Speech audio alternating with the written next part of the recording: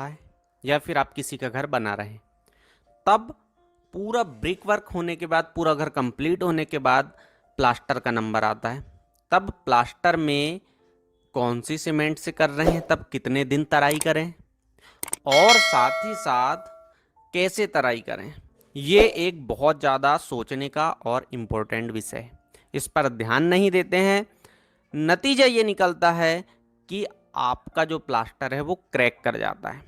क्यों करता है, क्या है, सारा हम आज की इस वीडियो में समझने वाले हैं। वीडियो पर नए हैं, आप चैनल पर भी नए हैं तो सब्सक्राइब जरूर कर लीजिएगा, नीचे रेड कलर का आपको बटन दिख जाएगा।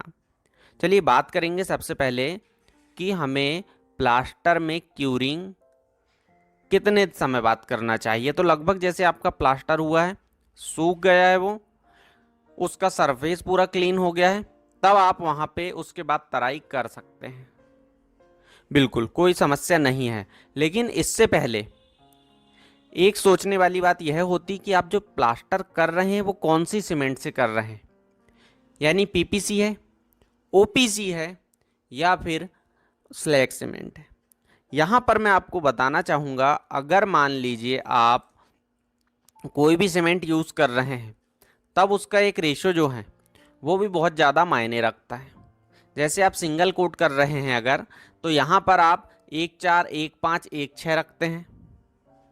अगर आप लगभग 2 कोट कर रहे हैं तब आप एक कोट में जो है 1-6 कर सकते हैं, दूसरे कोट में 1-4 कर सकते हैं।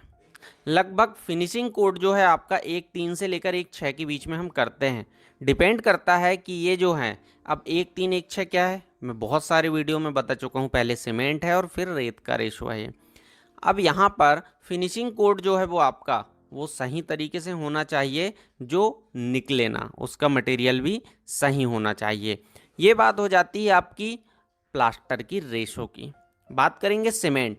अगर यहाँ पर आप ओपीसी सीमेंट का यूज़ कर रहे हैं, ओपीसी यानी ऑर्डिनरी पोर्टलैंड सीमेंट, तो इस कंडीशन में आपको अभी आगे मैं ये भी बताऊंगा कितने समय तक करना है, कितने समय में करना है, लेकिन इस सीमेंट का समझ लीजिए पहले आप। अगर ओपीसी सीमेंट यूज़ कर रहे हैं तो आपको लगभग 7 दिन बहुत अच्छे तरीके से आपकी तराई यानी क्यूरिंग होना चाहिए।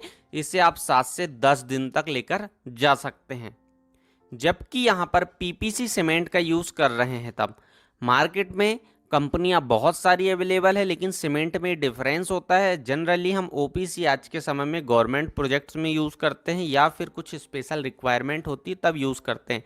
अदरवाइज सभी जगह पर हम आज के समय में पीपीसी सीमेंट का ही यूज़ करते हैं। अगर पीपीसी सीमेंट यूज़ कर रहे हैं तब आप इसे कम से कम 10 से लेकर 14 दिन तक तराई करें। अब ये बातें हो जाती है आपकी कि आप तराई कर रहे हैं, इतने दिनों तक कर रहे हैं, लेकिन ये चीज़ क्लियर नहीं हुई है कि कैसे करना है। क्योंकि आप सुबह एक बार कर दिए, शाम के समय एक बार कर दिए, और ऐसा अगर आप 21 दिन भी करते हैं तब भी चांसेस है कि यहाँ पर क्रैक्स आपके आ जाए। समझ लीजिए कैसे करना है। अगर आपका प्लास्टर हो चुका है, पूरा सूख चुका है, उसके बाद आप पानी की तराई स्टार्ट कर देंगे। अब ये जो पानी की तराई है या क्यूरिंग है, आपका हर 1.5 से 2 घंटे में, जैसे आपकी दीवार सूखती है तब हो जाना चाहिए।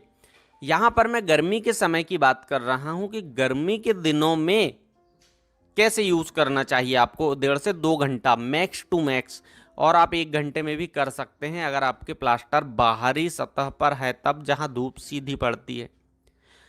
तो इससे अगर आप 7 दिन तक इस तरीके से क्यूरिंग करते हैं, तराई करते हैं, तो क्रैक आने के चांसेस बिल्कुल भी नहीं रहेंगे। अगर क्रैक आएंगे भी आपके तो यहाँ पर सॉइल सेटलमेंट के आ सकते हैं आपके।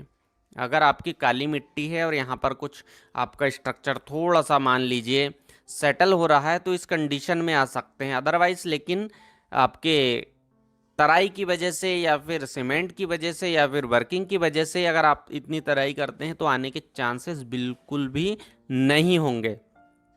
ये हो जाती है आपकी क्यूरिंग या फिर तराई की बात। अब हम बात कर लेते हैं आगे कि आप जो प्लास्टर कर रहे हैं वो कैसे करना चाहिए। सबसे पहले सिंपल सा तरीका आपका ये है, क्रैक नहीं अगर आएंगे तो आप कॉलम और जो दीवार है उसके बीच में चिकन मेस का यूज़ करें। जो ज्वाइंट्स है आपके यानी कि मुर्गा जाली, इसे लगाएं आप और प्लास्टर करें। दूसरा, इसके साथ साथ आप प्लास्टर जब कर रहे हैं तो दीवार को गीली कर लें पहले। इसके बाद फिर आप सीमेंट की एक स्लरी जो है घोल होता है उसे चढ़ाएं। इसके बाद आप प्लास्टर करें।